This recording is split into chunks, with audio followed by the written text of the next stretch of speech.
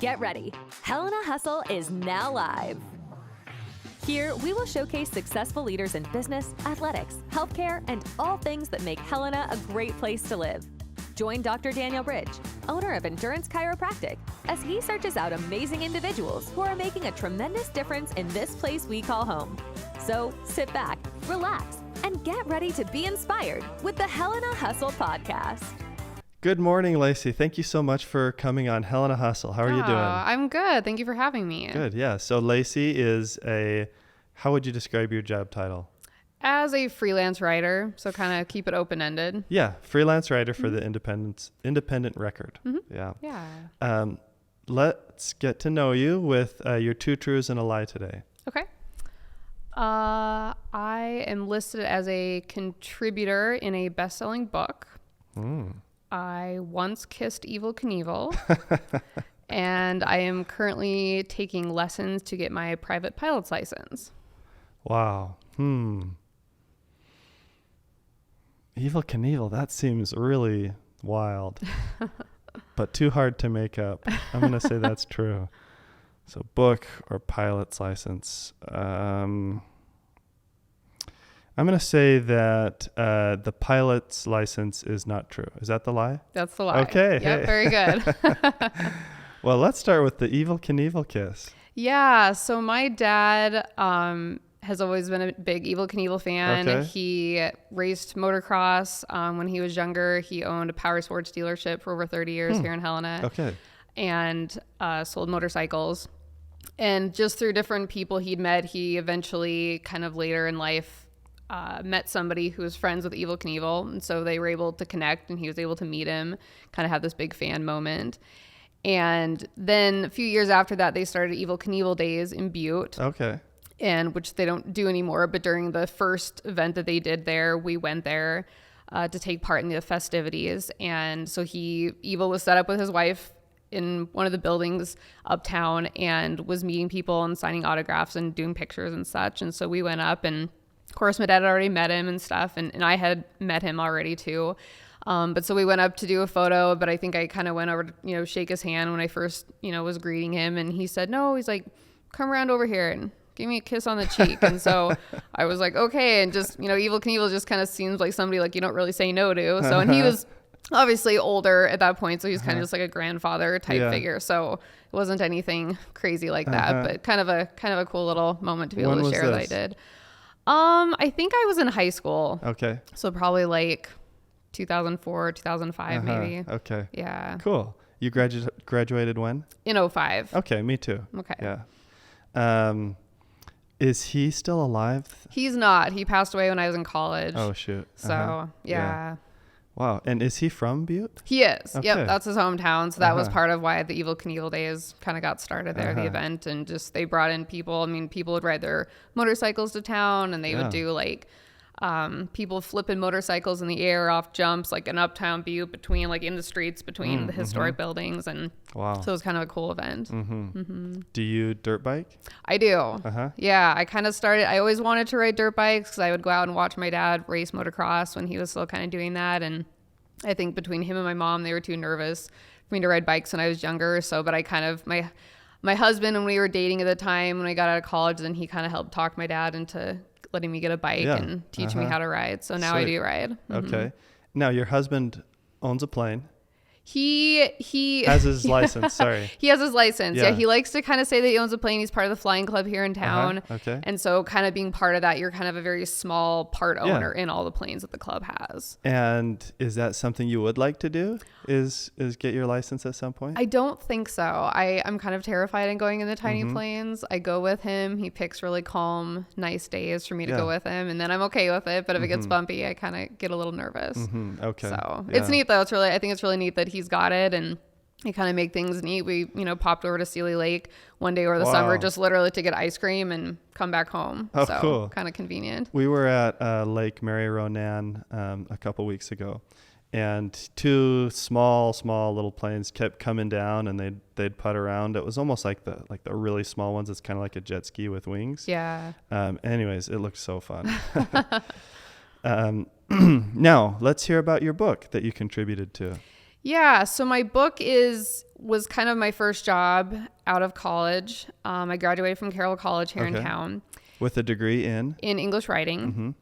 And so I graduated in 2009. So I was kind of going out into the workforce at a terrible time during the recession.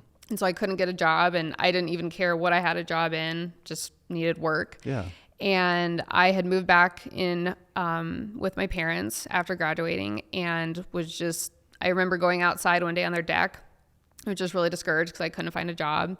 And I was flipping through the yellow pages of their phone book, which I feel like kind of dates me because I feel like phone books are kind of archaic now. And I remember seeing some listing, I think it was for a technical writer, somewhere near the back, and there just was this guy's name listed, and I didn't know who he was, and I just called him, and he didn't answer, and so I left this super awkward message just saying who I was, and like, I love writing, and I'm a new, college grad, and I'll do whatever for money. And so he called me back, and his name is Hugh Ambrose. And so he ended up hiring me kind of for a short-term job to transcribe taped recorded interviews that he had done with war veterans. He was working on a book on World War II, especially battles that were fought in the Pacific. And so he had all these recorded interviews, and they were on cassette tapes. So for like about a month and a half, I was just kind of locked up in one of my parents' guest rooms, little card table and my laptop, and I just would play these interviews, and I would just have to type them up for him. And so anyways, he ended up, finishing his book, which it went on to become like a bestseller. He was kind of a recognized historian. He did unfortunately pass away a few years ago.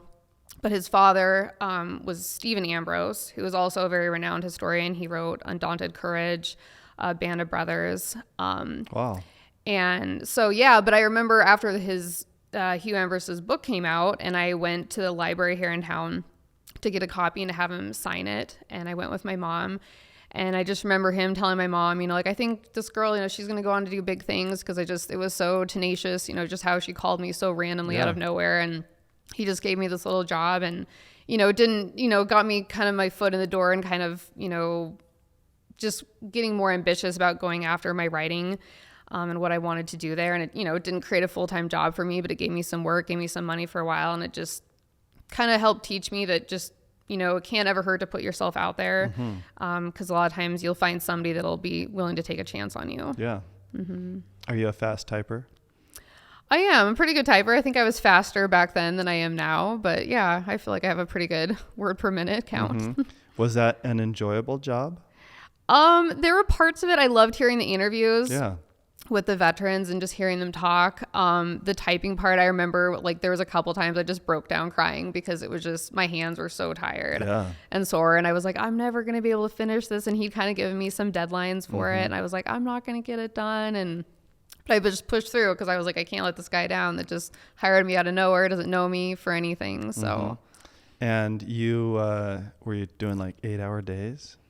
Oh, they were pretty full-time days, I think. Yeah. Cause it was a slow process. 'Cause I wanted to make sure things were accurate. So I'd have to do a lot of pause and play on the tapes and go back through and make sure things were all typed correctly. And this is just on tapes? Yeah. They were literally cassette tapes. So he was, I think, kind of old school, how I recorded them then. And so I just had my little cassette player, and that's really neat. Yeah. And what was the book called? It's called The Pacific. Okay. Yeah, and it actually got turned into an HBO miniseries later on too. So which I think it just came to Netflix. I just saw. So I haven't watched it yet, but I'd like to. Yeah. So. And his dad wrote Band of Brothers. Cool. Where was he located? So Hugh Ambrose was located here in Helena. He was. Oddly enough. Yeah. Well, that's cool. Well, good job. So you hit on an important point about putting yourself out there. Have you had other experiences where you've done that and it's paid off?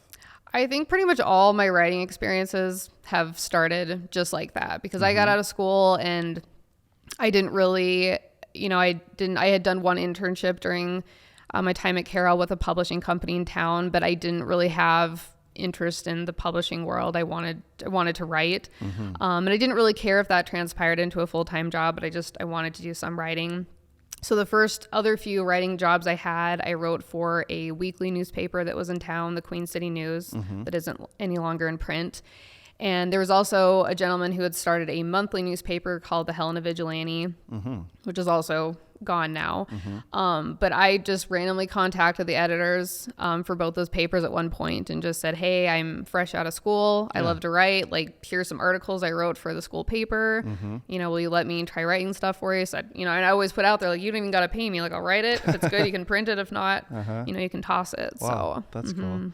So when you say you don't have any interest in the publishing world, do you mean you're not interested in writing a book? No, I think I mean, I would love to write a book someday. I have no idea what I would write on, but just I think I didn't want to work. I wasn't at the time interested in like working for a publishing company, I guess, in that aspect of reading other people's books. So I wanted to be the one doing the writing. If you were to write a book, would it be a fiction or a nonfiction? I think it would have to be nonfiction. Yeah, I love to think that I'm a creative person, and I think I am, but I don't know that I have the creativity to write a fiction book. So, and I think I'm so interested in real people's stories that so much of what I've written about just are about true people's lives and things that they've done. And so whether, you know, the book was something about myself or about other people, I just think that's what I'd be interested in. Is that a goal of yours?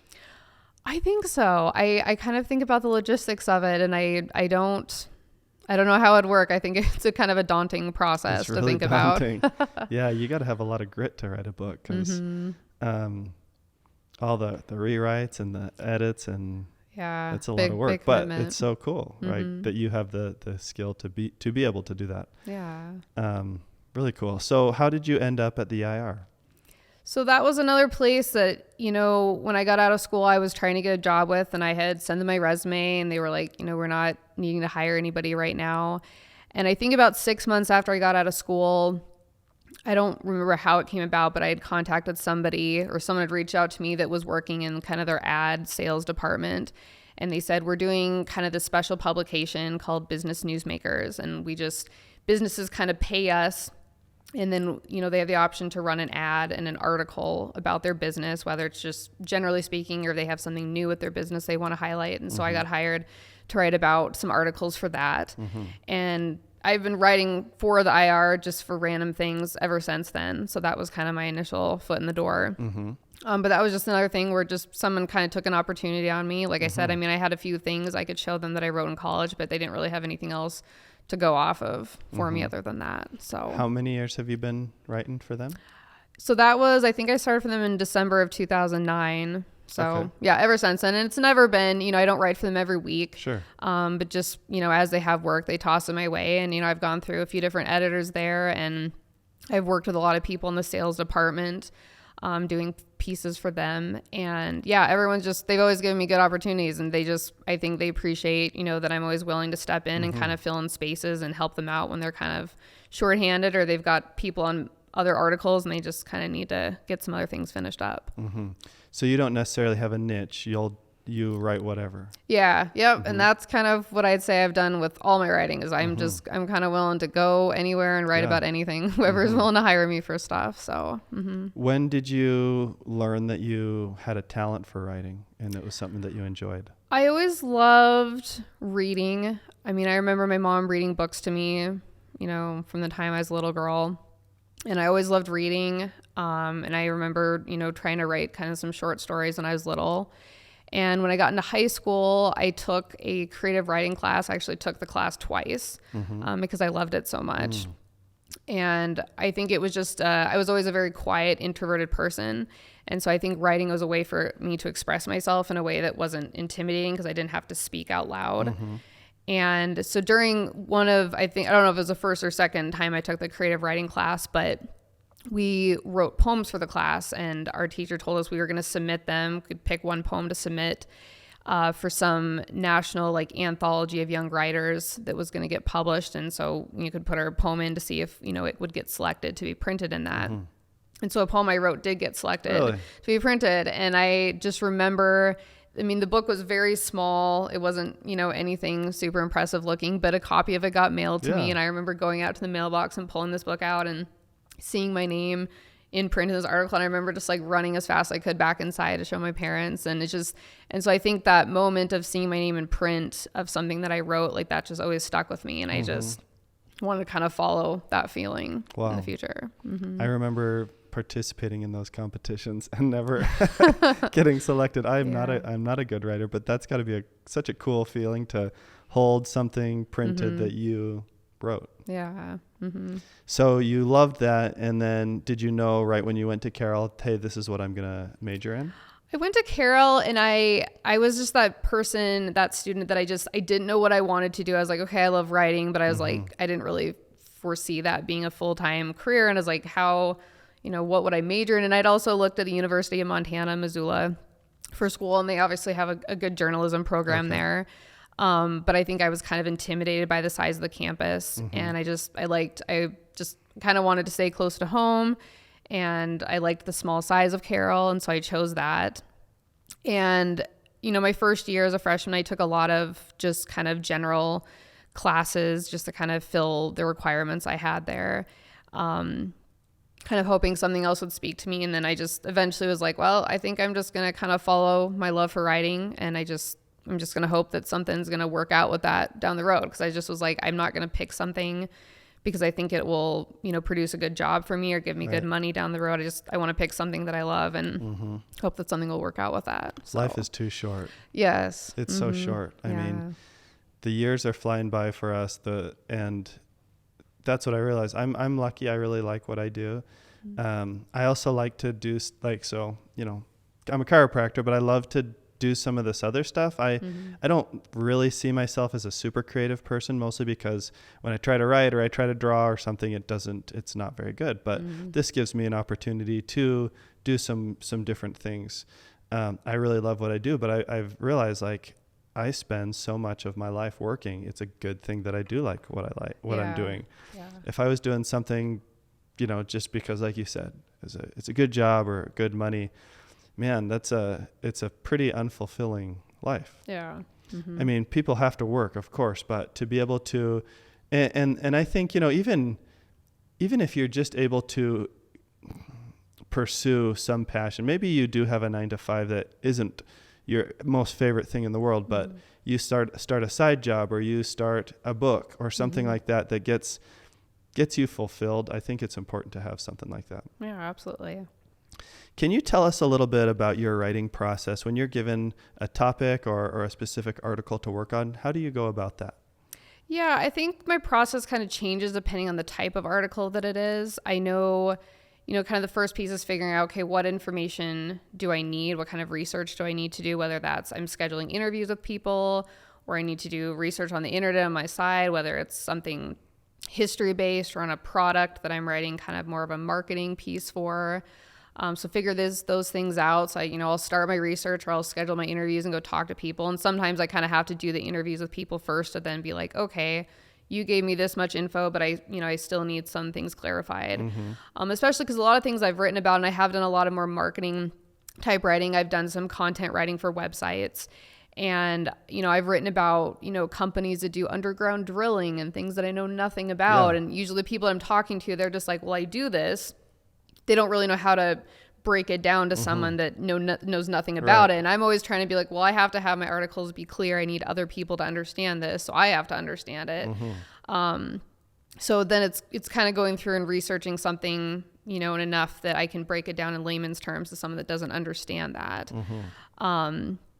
And then, kind of after I've at least gathered, a good chunk of information to get started, then you just kind of as a writer, you're staring at the blank page. That's kind of the most daunting part, I think, with writing is, you have words and quotes and things that you've gathered from people and research, but you still have to put all that together in your own wording, your own story.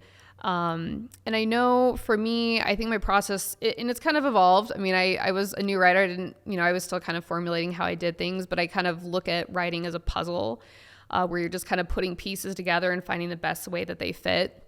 And a lot of times for me, I just have to get something on the page. So I just get the white page away from me and just kind of can calm down and settle into it. And so whether that's I type up, all the quotes that I think that I want to use that I gained from an interview, or I type up some specific facts or some sentences from research, just so I get something on the page. And then I kind of just keep moving and, changing things and kind of piecing things together and filling in the space in between them with my own comments. And words, and then it slowly just kind of comes together. But yeah, the process kind of changes just depending on what I'm writing on, for sure. So as you were describing that, I was kind of picturing like a big blob of clay and you're kind of molding it and squishing it here. Yep, exactly. Probably sometimes you smush it all together and start over. Yep, definitely. Putting things in layman's terms, as you described, like if you're talking about, something that most people don't know anything about, is that challenging, or is that something that comes easy to you? It's challenging just because depending on what it is, it's like, well, how hard is this for me to understand? Because if I can't understand it, I can't make the readers understand it. But I do whatever research I have to just break things down. Because at the end of the day, whatever I write, I have to think about who the audience is, and make sure that they're going to enjoy reading it. They're going to get the information or get whatever out of it, that they're needing to get. So, but, hopefully make it something memorable, something that's going to stick in their mind after they read it. Right. Well, you do such a good job. So you wrote an article on this podcast, and I was really hopeful, because something like this, it's been a lot of work. It's been a lot of fun, and I was, excited to see it getting some recognition, and to see, like, when you sent it to me so that I could look at it, I just thought, wow, this is really good. Yeah. Just everything way better than I could have done it myself. And I'm not a writer, but you definitely have a knack. When you're reaching out for people for a quote, or for maybe even just an interview, do you ever have a hard time getting people getting back to you, or are most people pretty willing? I think most people are pretty willing. I think usually the people that I'm contacting for things, they have a close tie to the subject or the company or the person or whatever I'm writing about. So, I mean, they want to contribute. They want to be helpful in helping me get the piece done. So, What lessons would you say you've learned over the last 5 years? I think that one thing that, no matter how much education you have, no matter how much experience you have, I think that whatever you do for work or whatever you're doing is kind of your side hobby, your passion projects, that you can always learn more. You can always get better at it. And I think that's really true for writing. I mean, there's a lot of really recognized, successful writers that are doing that for full-time careers, but I think they would still admit that, they're still working on things, and they still study other writers, and, they still get frustrated with their process and their products that they turn out. And so I think you're always a work in progress. You always can get better and do better, and you should always be trying to do better. And I think, again, as I mentioned earlier, of putting yourself out there. And I think that's a big thing no matter what you do for work. Because I think, even though you might get rejected multiple times, or maybe not get the results you want, I think people are always, you're going to find somebody that's going to be impressed with you putting yourself out there. Whether it's, or you're applying for a job that maybe you don't feel qualified for, or it's me, inquiring with a magazine about, writing an article, or whatever it is, just putting yourself out there and trying to get another opportunity, try to grow yourself professionally and personally. And, I think also with my writing, something that I've learned more and more that I've written is trying to do something good with what you do. And I think one of the big things that everyone tries to do in life is find something that they're passionate about. And that doesn't have to be something that ends up being a job. Right. But I think when you find that thing, I think, some people go their whole lives and they struggle to find that. But I think if you do find it, the next challenge is to find a way to do something good with it. And with my writing, that's something that different experiences I've had have taught me, that I kind of have a responsibility with the talents that I have to share people's stories, to do that, because not everyone can write. Not everyone has a talent, and not everyone has the, I guess, kind of the fearlessness to put some things out in the open. And so, yeah. And I know for me, I've had some experiences to share some really personal stories. I've written things for friends and, just for professional people, but things were challenging for me to write, and things that, I think people, really put a lot of faith in me to do things for them, to write things for them that were hard, whether it was obituaries, or just, share real personal stories. And so I just took that as a responsibility. Like, I have the talents, I have the skills to do this. Even if it's an uncomfortable project for me to do, I'm going to get it done. That is a big responsibility, a big weight to carry. Wow. Neat. Well, thank you so much, Lacey. If somebody wanted to reach out to you, contact you maybe about work with help on a website or anything, how would they find you? So I have a website. It's just my name, LaceyMiddlestead.com. Can you spell that out? Yeah, it's Lacey and then Middlestead, MIDDLESTEAD.com. Okay. And I've got, a contact page. You can reach me through there. I've got a portfolio page so you can look at articles and things that I've written. And I'm kind of willing, there's lots of variety on there, but if there's something people are wanting written, certainly reach out to me and I'm willing to, talk to you and consider the project. Cool. Great. Well, hey, thanks so much for coming on. Yeah. Thanks for having me. Yeah. Thanks so much for tuning in to this episode of the Helena Hustle podcast. If you're enjoying the show, please feel free to rate, subscribe, and leave a review wherever you listen to your podcasts. That helps others find the show, and we greatly appreciate it. Once again, thanks for joining us, and we'll catch you in the next episode of the Helena Hustle podcast.